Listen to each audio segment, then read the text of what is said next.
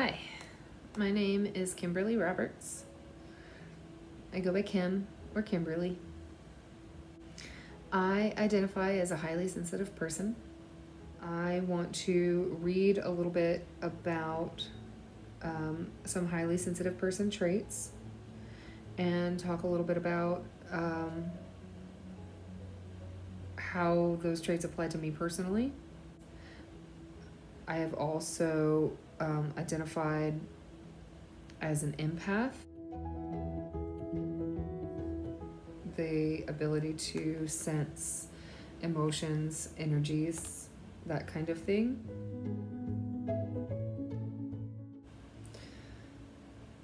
Highly sensitive person was brought into the mainstream by Dr. Elaine Aron. And I'm just reading this from the highly sensitive person site. I just want to share some of the things that I've learned. I was 36 years old before I heard this terminology, and it's spoken about in a way that doesn't feel like they're talking about my heightened experience with emotions as a disability. And unfortunately, most of the representatives of systems that offer help identify heightened emotions, increased range of emotions, increased intensity of emotions as disabilities rather than gifts. So I'm just sharing what I found out, what took me 30 years to learn, and hoping that it can bring somebody else some peace. One, Dr. Elaine Aron, along with her husband, Dr. Arthur Aron, are two of the leading scientists studying the psychology of love and close relationships. They are also pioneers in studying both sensitivity and love using functional magnetic resonance imaging. I want to read a little bit about some traits of common traits of highly sensitive people. Are you easily overwhelmed by things such as bright lights, strong smells, coarse fabrics, or sirens nearby? I am personally, sounds don't seem to bother me too much. In fact, I find a lot of sounds very, very comforting. I think that has to do with my propensity for music. Coarse fabrics don't overwhelm me. I do really enjoy the feel of certain fabrics. When it's like got the edges in it. I can't explain that, and it's like I like to rub them together. It says, do you get rattled? Okay, so back at the first one. Bright lights. I've got these fluorescent lights in my office, and they drive me bananas. I turn them off most of the time. I opt for small lights rather than the fluorescent lights. And smells. I try to not make the face that's like, oh my God, that's the worst thing I've ever smelled. But, you go nose blind pretty quickly. So I don't make as much of a fuss about smells, and really small sounds can really bother me. So the big sounds, the sirens don't bother me, but really, really small sounds can really upset the mechanism sometimes. Do you get rattled when you have a lot to do in a short amount of time? Sounds pretty straightforward. Do you make a point of avoiding violent movies and TV shows? I personally have to be aware of whether or not watching something that's violent or scary is appropriate in the moment. Sometimes it is. It's often not. I opt for old standbys like Full House and Charmed over and over and over and over again.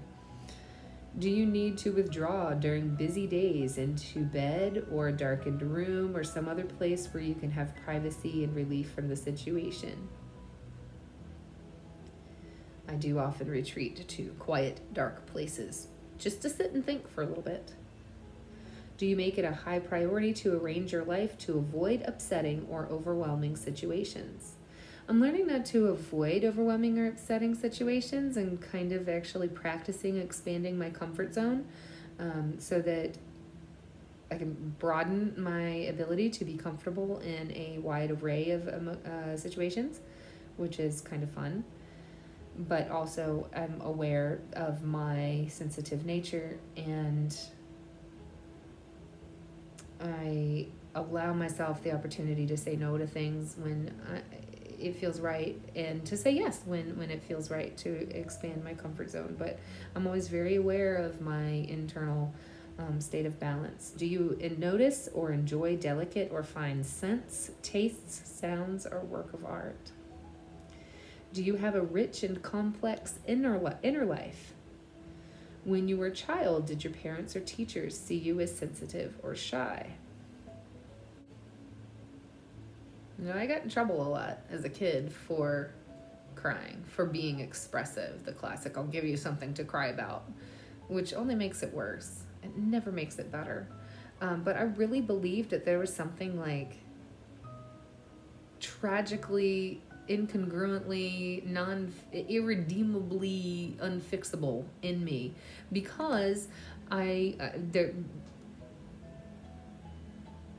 wasn't anybody in my immediate circle, my family, most of my teachers.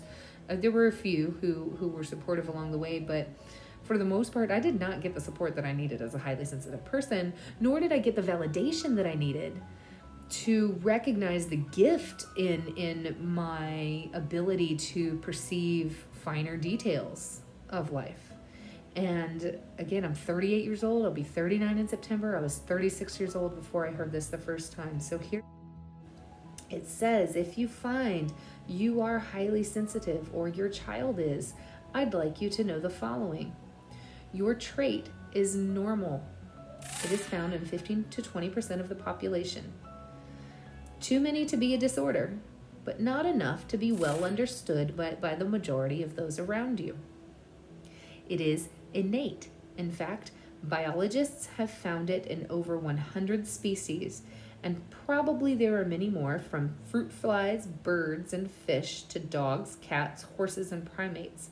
This trait reflects a certain type of survival strategy, being observant before acting. Innate. The brains of highly sensitive persons, HSPs, actually work a little differently than others. And then there's a link to see more research about that.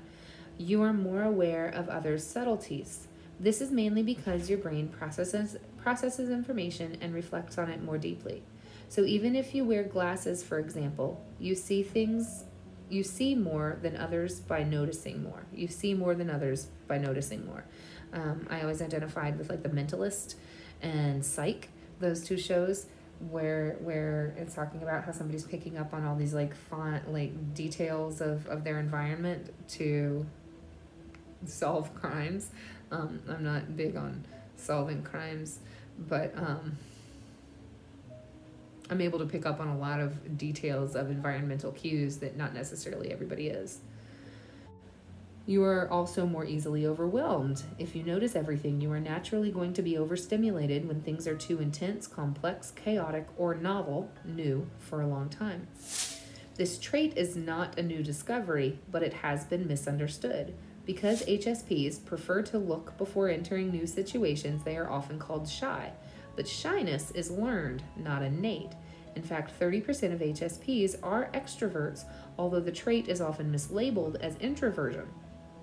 It has also been called inhibitedness, fearfulness, or neuroticism. Some HSPs behave in these ways, but it is not innate to do so and not the basic trait. Sensitivity is valued differently in different cultures.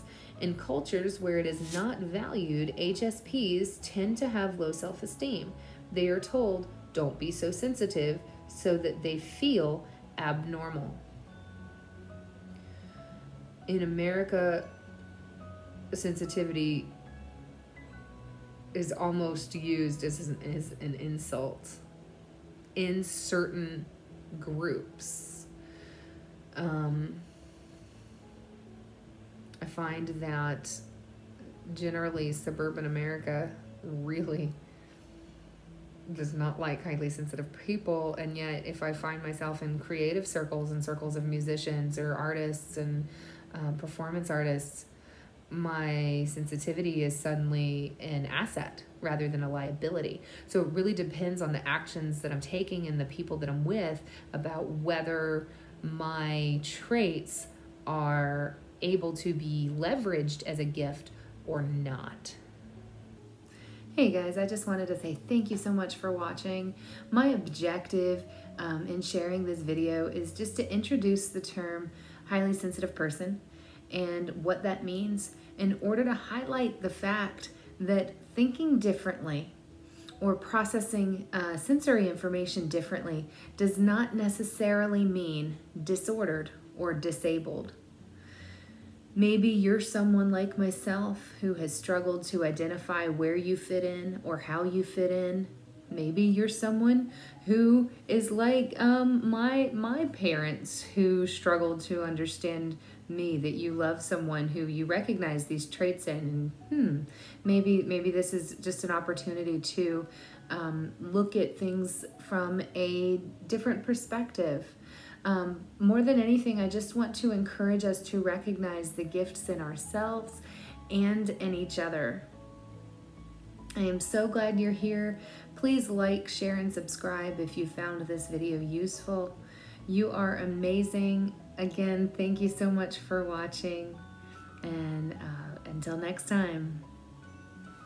I have never listened to anyone who criticized my taste in space travel, sideshows, or gorillas. When this occurs, I pack up my dinosaurs and leave the room.